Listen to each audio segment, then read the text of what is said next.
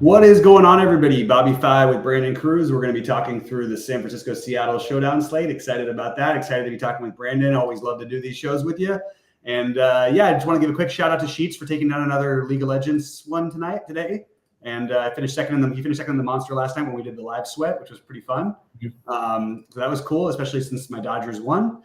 And now I'm trying to figure out how to get back to the game tomorrow night. So, Brandon, how are you doing today? And then take us into your initial thoughts on the slate and everything. I'm doing good. No complaints. Just hanging out at my girlfriend's place, helping her paint these drums that the band is going to be using on stage this weekend. Past that, looking at the slate today, I actually really, or at least my gut feel rather, is to not play a lot of the running game from these games. And if I am, it's going to be using Charbonnet from Seattle. Like that's really my main take, especially with how expensive Jordan Mason is. I think he makes the slate. If you're playing Mason, rather, I think you're limiting yourself quite a lot because you're going to be missing out on a lot of studs. That's pretty much my initial take on this game. Mm-hmm. Yeah, the thing with the Mason is that it is like Seattle's. It's a good matchup. Obviously, Thursday games tend to be a little bit more run heavy, but obviously last Thursday was a very, very the opposite. So it was literally, it couldn't have been any more polarized. So that's interesting. I can see doing that. And I definitely am a little below the field on Mason, not to say that he's not probably my highest owned player or close to it. But he, I guess maybe I'm not below the field. I'm probably less just like right with the field. But I get it. For me, what I've sort of found is that one, I like some weird values today. And I definitely am lower on Mason as a captain, which he's going to be the most popular. I'm more on the, Brandon Ayuk, Deebo Samuel's like probably my favorite captain. And then George Kittle is my other one that I want to be heavy on. But I think there's a few value pieces because you don't want to overvalue like the cheapos in this kind of a game because there should be a number of guys who put up double-digit fantasy points.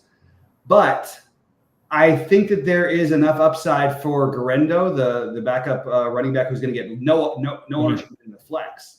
The rookie from San Francisco. And I also like your idea about the Charbonnet as well. I think those are two decent value pieces. But the other one that's not going to be owned at all, and I'm just got a feeling tonight that it could be Jake Bobo. He's the fourth receiver for Seattle. He's pretty heavily involved. They use him quite a bit. He hasn't had like that huge game. He had a 6 fantasy point game, but he's at he costs 1,000. If you need that value piece and you're spending up in all your other positions, I don't mind going down to that. But that's sort of my initial look. But let me just jump in and share my screen over here. And unfortunately, I love the Kittle thing. The only thing that worries me about that is that Seattle tends to be pretty good over the middle. But I do think it's a good way to get a little bit different at captain. And this is sort of where the ownership's got everything right now as far as the captains go. And, I can just say for myself that I'm going to be below Walker, below Mason, actually, I'll probably, even with Ayuk, I'll probably be right there with Ayuk. You can see I put a minimum of 10 there, so I think I have at least 10% of them. But I like the Deebo play quite a bit. I like the Metcalf. I like the Kittle. Those would be the guys who I'm focusing on. How, in terms of construction, like, do you find yourself with the quarterbacks? Are you playing both quarterbacks? Do you feel like, is there one you're siding with over the other? How are you treating that situation? So with how, San Francisco utilizes their offense, and, this kind of goes back to at least why I'm probably not as high on Mason, with how Samuel and Ayuk are being used, especially when they're both healthy, right? And even, Juwan Jennings to an extent. I don't know if Brock Purdy really scores well on the slate, well enough to prioritize him. So for me, I think it's much easier, especially if you're looking at it in the flex position. Like, say if you captain like Deebo, right, who can get there, on the ground. You don't necessarily need him, or you don't need Purdy with him in the captain. So in terms of quarterbacks, I would prioritize Geno, because it's very easy to get him and DK or him and Lockett, whoever you prefer. I prefer DK. But I would take Geno Smith over Brock Purdy in like any build. And currently I'm looking at a lot of 3-3s right now, especially since I'm not playing or I wouldn't go after Purdy, so I can just get all skill position players from San Francisco, and then I can use Geno Smith with Lockett, with a Charbonnet, with a kicker like that. That's kind of the approach that I'm probably going to use tonight. Yeah, and for what it's worth, in all my big buy-in stuff, I am playing the 3-3s as of right now. Maybe one shifts to a 4-2 for me, but that is the route I went. I went for the lottery. I specifically went out of my way to try to get more 5-1s on both sides, just because I just think it's going to be a little bit more off the beaten path tonight for what people are doing. And the Sims actually liked it quite a bit as well. So that was where I was at. And I usually like to start these whenever I go do it with Sheets. He's always, what do you think of the game? What's going to happen in the game tonight? So it's a strange. I don't usually like the overs on Thursday, and I am probably leaning a little bit more towards the over today than I am the under. I think San Francisco wins. I think that this is a huge pivotal game for them in the season, and I think they put their best foot forward. That's partly why I love the Debo thing. It's also a reason why you could fade Mason. By the way, I do think you're going to see some touches out of the backfield for Debo. They tend to use Debo heavily a lot more in these games where they're, I don't want to say must wins, but they're 2-3. This is a big divisional game. They kind of need to win this game to get back on track. They'll be an underdog to even make the playoffs if they lose this game. This is a spot you don't see San Francisco in hardly ever. So I think they put their best foot forward, and that means a lot of Debo for me anyway. I was going to say the same really fast, that typically, or at least I'll reiterate that I have the same opinion on Debo, because they typically use him in games that actually matter. And this is a game that matters for San Francisco. So that's why I think they use him way more on the ground than typical. Because normally he gets like 2 or 3 rushes on an end route or whatever. Right. But I think he's focused on way more in games that actually matter. Yeah, and they might line up some funny formations, and he might get carries. It's inside the 5 that maybe Mason doesn't get. That's very, very possible. We've seen that a lot of times. Let me ask you. I mentioned some of the cheapos that I was looking at. I know, and you mentioned Charbonnet right off the bat, which I think was a good one. I am lower on Walker and in general against San Francisco. That's hard. It's you're going to have probably a little bit of a better chance throwing the ball on them than you are going to get running the ball, in my opinion. But what do you like as far as some of the values here tonight, and what is the cheapest you're willing to go? So where I'm at, I apologize, I have to check on my phone because I only have the laptop. I'm mainly looking at Charbonnet being the cheapest guy, because yet again, say if I'm not playing Walker and I'm not playing Mason, the top of the salary charts doesn't even exist to me. So for me, it's like Charbonnet and a kicker or a lot of the mid-tier, more balanced lineups, which even I think Ayuk is underpriced. I think Kittle's underpriced. I think Debo's underpriced. Those are the 3 priority plays I'd get to, right? So for me personally, I'm not having to go to the very bottom. If I was, it would be, the rookie at 1K. But I don't think you necessarily need to do that in this one. Yeah, I agree. I did want to force in a little bit of it. I have my Bobo take, which I like. Again, San Francisco, it's sort of like this. I give San Francisco's defense a lot of respect in general. They haven't been the same this year at all. And when that happens, and you're going to be throwing the ball a lot, I am going to look at a guy like Bobo and a little bit of Noah Fant. You know what I mean? Fant's a little bit more expensive and more of a regular play. But I just like that no one was considering Bobo, and he's going to be on the field, and I can promise you he'll have some looks. Maybe he won't even get all the targets, but he's going to be on the field running routes. He's the 1,000. He's the cheapest I'd be willing to go. But I like the Garendo play a little bit, and I think the projections are a little bit off with it. You see, he's less than 5% in the 5% at 2,000 in the flex. I really don't mind this play at all. And he had 5 carries last week. They like him. He's a rookie. He's going to get a little bit more love, I think, as the weeks go on. Now, unfortunately, if they were 5-0 right now, I think it would be a better play to maybe Debo would be a worse play, because like we were talking about, they do use Debo when they absolutely need him. He's dealing with a banged up, he's got his whole calf strain and everything. But I think they go for it tonight with him. But if not, I like the idea of getting to a little bit of Garendo. Anyway, I think that, and who knows? You never know. The guy who maybe breaks one, and all he has to get you is 6 or 7 fantasy points to get there. most likely. But those are the cheapest guys I'm looking at. And that's going to transfer my next question over to you. What are we doing with the kickers here? Let me go back to Go ahead. The guy you were just talking about, who's the secondary running back for San Francisco. If I was playing Mason, I would actually probably prioritize both running backs from San Francisco, because if Mason's actually working out, then that means like the air game is just not existent at all. Yep. So that's obviously, killing Kittle. Debo's kind of his own thing, but like that removes both Kittle and Ayuk from the game plan, in my opinion. So I just wanted to touch on that really fast. But in terms of the kickers, I would actually be prioritizing. Let me check. I mean, I would totally be taken right at 4,600. I think there's a real chance Seattle can win this game. Okay. And yet again, because it matters so much, at least when I look at games like this, I think San Francisco has to take the points, like anytime they're within 40 yards of the field goal.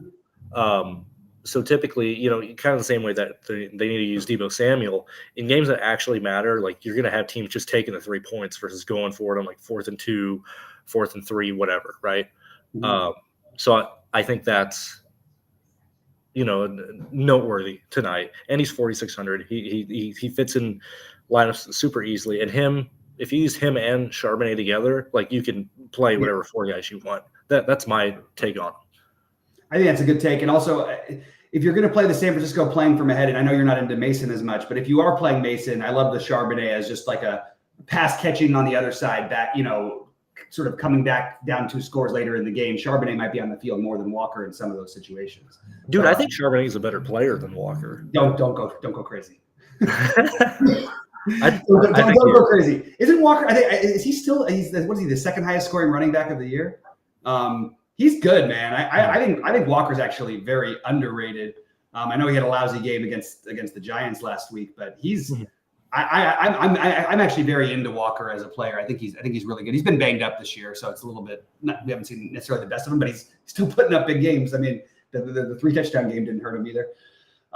Yeah, and it's funny you mentioned the right as the kicker. I get that. I'm a little worried. Look, they had a 5-man tryout basically for their kicker. And they had to sign him because they lost their kicker last week, which probably lost the game against Arizona.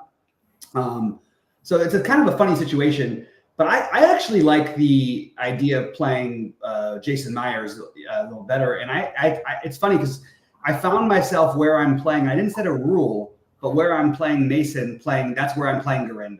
You know what I mean? The backup. And oddly, where I'm playing the kickers, there is a path to this game being like 23-20. And you get those 8 to 10 fantasy points or 12, potentially 12, where both kickers become extremely viable. So I kind of like the idea of maybe getting a little more exposure to kickers. Didn't get as much of them in my first builds, but I'm going to rerun things. And I did put them. I do have one of my big buy-in lineups has both kickers in it.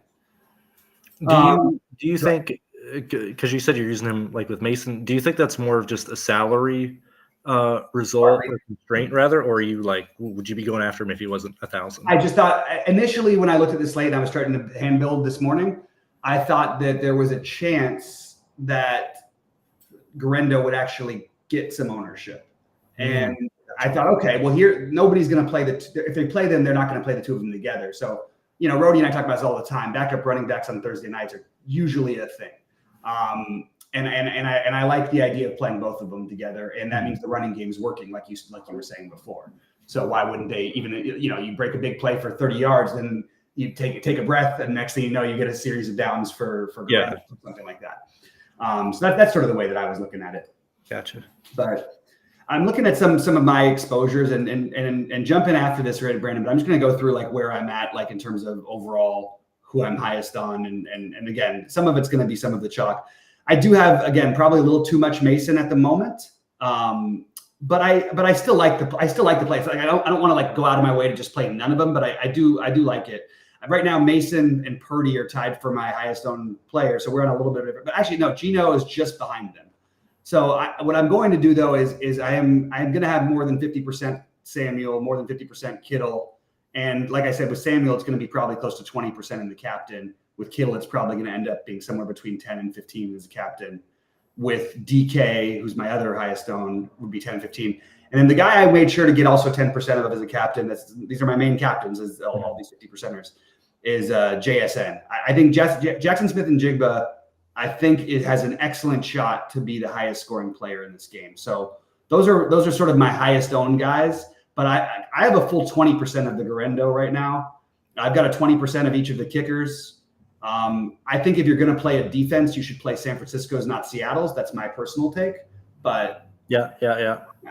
Anything you want to add to that, or talk about some of the guys maybe we haven't touched on, if there is anyone. Do you have any interest in Lockett at 54? Because I personally don't. I think at this point, well, at least where I'm at, I think DK is like a clearly better play. Like, you, at least in my view, and certainly at the start of this year, I think they were pretty interchangeable, at least 50-50, like who's going to go off or whatever. I think it's leaning just more and more DK now. But Lockett's not even one of the top two. It's clearly it's clearly Metcalf and JSN in my opinion. Yeah. And JSN is the one who will get the most work. Lockett, they'll have the big play opportunities. You know what I mean? Mm-hmm. I think JSN he'll run the most routes. They showed an interesting graphic of the coordinator from last year, who was their offensive coordinator. They basically had 3 routes that they let JSN run. This year they showed his route tree, and he literally is running a different completely route every time. And every it's like a squiggly line, crazy. So they're really trying to get him involved. I love the kid. I think he's going to be a stud. He is a stud already, but I think that he's the one. That's why I'm not as high on Lockett tonight. And I also think that with the price being as low as it is for Lockett, that I think this ownership at 30% is a little higher than I would like.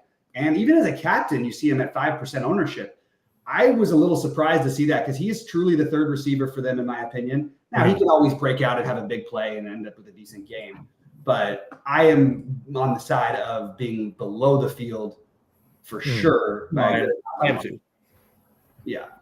And then that's the other guys I was thinking about, that I'm a little below the field. I'm just taking a look at the flagship ownership here. And the flex. Let's see. I'm below on Kenneth Walker. I'm below on, I think I still have a decent amount, but I'm below on him. I'm a little below on Ayuk tonight, and I was high on Ayuk for Sunday, actually, and he hit a nice day. He just didn't get in the end zone. I don't think he got in the end zone anyway. But I'm above on Samuel, above on Kittle, below on Lockett, above on Metcalf, above on JSN. I didn't get to much Jennings tonight, and look, it could be the guy wins showdown slates. He's clearly a part of their offense. It's just a matter of construction. I honestly think that I might be making a mistake with him only at 4K. And so I'm going to probably end up adding a little bit more Jennings. I'm above on Charbonnet, as you mentioned.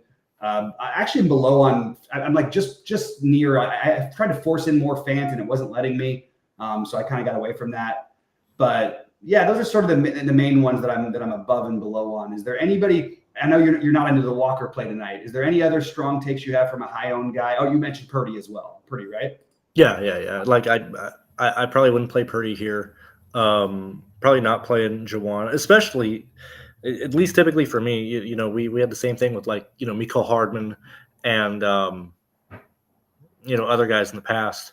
Mm-hmm. Typically, after somebody has like a game of life, I just don't play him for like a month and a half following that. With how wild Jawan scored a couple weeks ago, I just typically don't play them until they are like truly back to whatever their normal thing is. Right. And that was obviously without, most of the receiving core. Yeah. But Jennings is a real receiver, and I was actually happy for him to have that game, because I've been saying this for years that he's extremely underrated. It's just hard because Brandon Ayuk is one of the best route runners in football, and you have Deebo Samuel and George Kittle. It's and then usually Christian McCaffrey. It's really hard to get your name called when you have those guys around. But I do think the Jennings thing, maybe what I'll do is, instead of getting more ownership on him, maybe I'll just throw him into a couple captain lineups, because I do see a path where he could end up. He's I don't know, he's a better receiver than I think most people gave him credit for coming into the year. Probably not as good as they think he is right now. So it's probably somewhere in between. All right, what else to talk about here on this one, Brandon? Anything else that I'm missing? I was gonna run a build, but I have to clear so many things here, because I did put all my player exposures in here, which I'm okay with, because I can rerun it again afterwards. But I'm gonna run a build and just see what kind of leverage they want. Let's say we're going to build 50, but talk through anything else that maybe you think that I might have missed. Yeah, no, at least for me, I would probably force in Deebo Samuel. I feel more comfortable playing him in the flex just at a price play, because I'd actually much rather have like Ayuk or Kittle be in the captain, just because it's easier to put everybody in. But I think Deebo's the most play today. He'll be important in this game in some form or fashion, more so than normal. And then I like Geno and DK a lot. I think Seattle wins it. I think there's a real chance that the Seahawks could, but I mean, I think San Francisco wins. I think that the Seahawks will be forced to pass. That's why I like the passing game from them. And I like not playing Mason from a salary perspective, just because I think you can have some pretty killer lines playing pretty balanced with how cheap the receivers from San Francisco are. I mean, that's pretty much my take. Yeah, I like it. I like that you got to. I mean, I think it's important to have strong takes on these, and I'm finding myself being a little more wish-washy with the captains these days, and I think that the answer might just be for me that maybe I just hardcore commit to Deebo today. Even with the wishy-washiness, somehow I still have been doing pretty well on showdowns overall. Although it's like I'll have a night where I literally cash for nothing out of like 50 lineups, and then I'll have another one where I'm literally like every lineup is cashing. So I've just been like all over the map this year so far as that goes. Hey, I gotta ask really fast. Yeah. What is your opinion on how teams are using wide receiver 1s and 2s now? Like, at least for this game specifically, and I feel like it for much of the league. Like, I don't feel like the wide receiver 1 is like clearly above wide receiver 2 like they used to be. Like, do you feel that, or is that? I think it depends on the situation. Like. And I think that like we saw some of it last week overall. I mean, starting with the Thursday night game, but going into Sunday, we saw the big offensive explosions where everybody, the lineup that I almost won the blitz with for 200K, I finished 5th. But I had it was the Lamar with the 2 Bengals receivers. You know what I mean, with Chase and Higgins, and that's what did the work. I think we're going to see more of that going on. I think as far as Seattle goes, they've always been an equal opportunity offense in terms of their receivers to some extent. But DK is such a physical specimen, and JSN has become such a great receiver. And the thing is, Lockett is not really it's not like he's so far tailed off. It's just these other guys are just better at this point, And the biggest mistake people have made during the multi-game sites, I don't think it's a mistake tonight, but Fant has probably been one of the most over-owned players so far this season, because they just, for whatever reason, they just don't throw it to him enough. Like they never have. It doesn't seem like that's going to change right now. But I know what you're saying. Like, I don't know. It's a tough question to answer, because I think we're starting to get more into the rhythm of it. Like, if you take, Baltimore, for example, the difference between Zay Flowers and their number 2 receiver, whether you want to call it Bateman, I guess you'd call it Bateman. Maybe you'd call it Nelson Aguilar or whatever. Some people would, I guess. It's such a huge gap between those two that you're going to just see Flowers get all the work.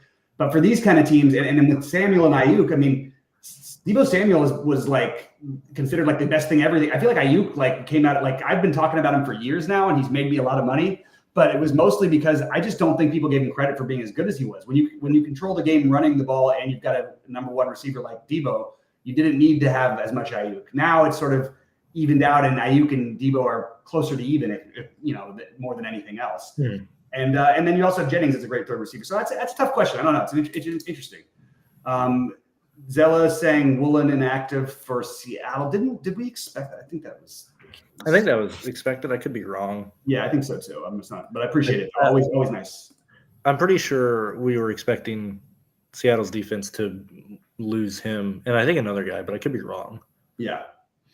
And I want to remind everybody real quick that we are going to the new SaberSim. I know I'm using the old SaberSim right now because I want to perfect it before I start using it on shows. But we've got about 3 weeks to really get good with it, and it's not that much different. And Goldie's going to do a little thing on it. Sheets is going to do some tutorials. We're going to figure some stuff out.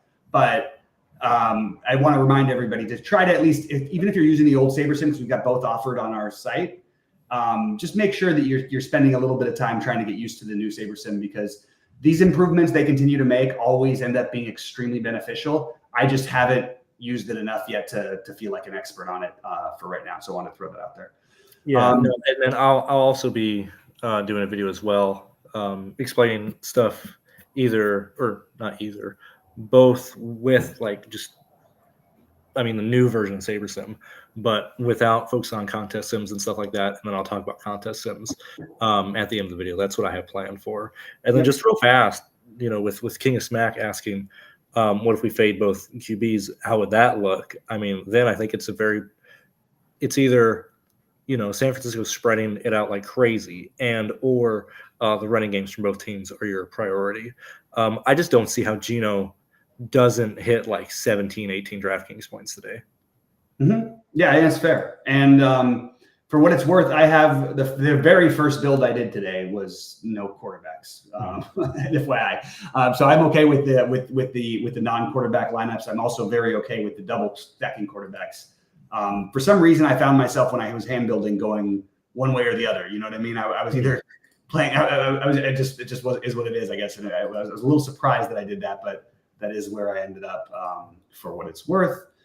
What else do I have here? Yeah, can I leave this on? I don't need this. There. Okay. Now this is making a little more sense. Okay, I'm looking at a few things over here I just wanted to make sense of. I think that Jennings idea is sort of sticking in my head that I'm going to really hate myself, especially because before, back in the, Jennings was always like our showdown superstar. Like it's the one time we got to use him because he cost nothing and all this stuff. But he's I think I'm gonna get a little bit more Jennings. I just threw him into a lineup while we were talking here. I guess the last thing I don't see a reason why you would be leaving a lot of money on the table tonight purposely. Mm-hmm. I know sometimes that's on the table. I don't think you have to worry about duplications too much, even with very little salary left, just because there's so many viable captains today. Mm-hmm. That's the last of my takes. That's pretty. It's interesting, and it's also interesting to notice. And I ran this thing here, and you see Walker, they're hitting as the highest tone, whatever. But this is what SaberSim is coming up with, and they're trying to get overweight the lower ones. I still think this Lockett thing is not for me quite, but I actually think I prefer Jennings as a captain than I would Lockett personally. Mm-hmm. Just throwing that out there. Guys, any questions or thoughts? Okay, what if the players priced below QBs outperform them? Yeah, that's a great King of Smack. This is exactly, look, I think Geno Smith is and I like both quarterbacks more tonight than I sometimes do. But I think fading both quarterbacks is extremely viable if you wanted to go that route. There is definitely a path where the running game, if you're going to do that, though, I would suggest playing like Debo, Mason, and I guess you probably play Walker too, because then you're sort of saying the running games. You don't need to play Walker, but I'm just thinking out loud, like if you're going to play no quarterbacks, you still can build a pretty damn nice lineup. And like we said, like playing, for example, where I have Kittle as a captain, I have more Purdy in those lineups. But where I have Deebo Samuel as a captain, I don't even think Purdy has to throw the ball to Deebo Samuel. First of all, Deebo Samuel might throw the touchdown. Like he's done that plenty of times before too. So I think it is a viable route, even though I didn't go that way myself. I would love to try out something like that. Let's see what SaberSim gives me. But I need it to be like a $1 tournament with a 150 entry. I don't want to do it for like a few $1,000s. I'd be willing to risk $150 on it to just X out the quarterbacks and see what happens. Yeah, and hold on. Normally when we come down to players outscoring quarterbacks and stuff, it's usually much more viable it's usually not viable per se, but like cheaper guys outscoring quarterbacks and stuff. I mean, both quarterbacks are pretty cheap today. And I mean, we've even seen, recently on showdowns, you'll have quarterbacks in the 8K range. Typically that's something you start worrying about when you have, both quarterbacks as like the second and third most expensive. Mm-hmm. And I'm just speaking out loud for King of Smack here. I mean, typically the lineups that just based on a pure projection based, if you're not playing both quarterbacks, you typically have at least from what I've found, you typically have a higher projected lineup based on projected total points than you do with a quarterback. because, really, when we're looking at like quarterback projections, like those are nearly almost always means, right? It's very, very rare that they fall near or like under their floor, but then it's also very rare that they fall near or go over like their actual ceiling. So like from like a raw projection based standpoint, usually what I find is that typically no quarterback lineups are almost always projected to score higher points. But yet again, if you're at least where I'm at, when you're looking at lineups and you're weighing them based on what their outcome can be, I typically don't look at projected total points at all when I look at lineups for that situation. So, like, for example, today, like King of Smack, if you are looking at a 0 quarterback build, you could very easily do that because you would have Mason, probably Debo, probably DK, probably another pretty expensive player like Walker or JSN, and then you could probably do like double kickers or Charbonnet or something like that. The only reason I don't do that is because I typically always play the quarterback and the captain together if it's a running or if it's a wide receiver. Like I think that's absolutely mandated. That makes a lot of sense. All right, Brandon. Well, anything else before we get out of here, guys? Asking any other questions? I've got, we've got a little bit of time, but again, it's sometimes I feel like I don't want to keep repeating myself on these things because for me it sounds bad, but maybe there's new people popping in, and it's not the worst thing to just keep repeating it. I did go through all my, where I'm at. It is interesting. It's not necessarily where I'm at tonight, but SaberSim is sort of, even though it's not necessarily the players you're talking about, they're sort of agreeing with your theory. Like if you look at what they're giving you here with the contest sim.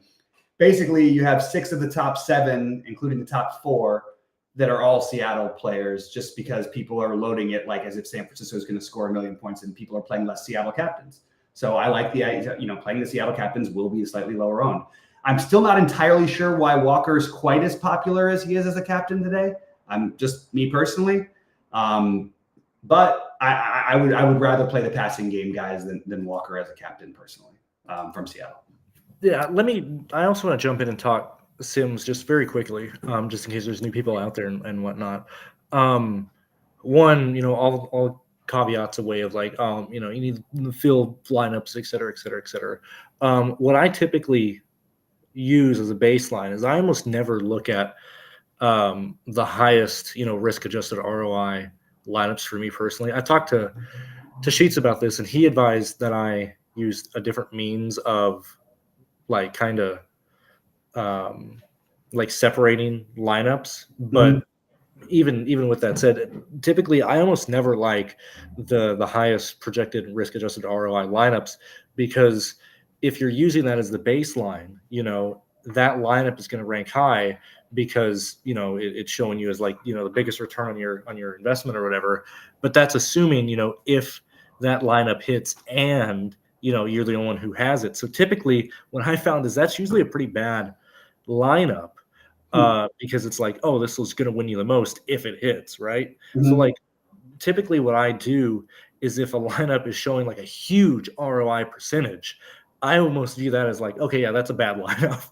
Like I if I'm looking at like the top echelon of ROI percentile or percentage lineups, I almost want to remove that top 3 or 4%, just because I think that the outcomes that those actually hit are pretty unlikely.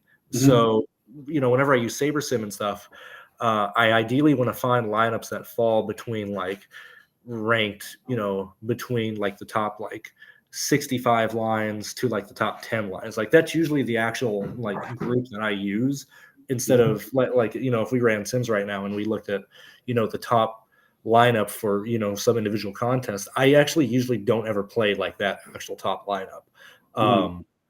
And I mean that's just my thought, just because we were kind of like talking Sims and stuff, and the not playing quarterbacks with the high project. Like I think that all kind of goes together in the same conversation. I just wanted to add that. Yeah, I think that makes a lot of sense.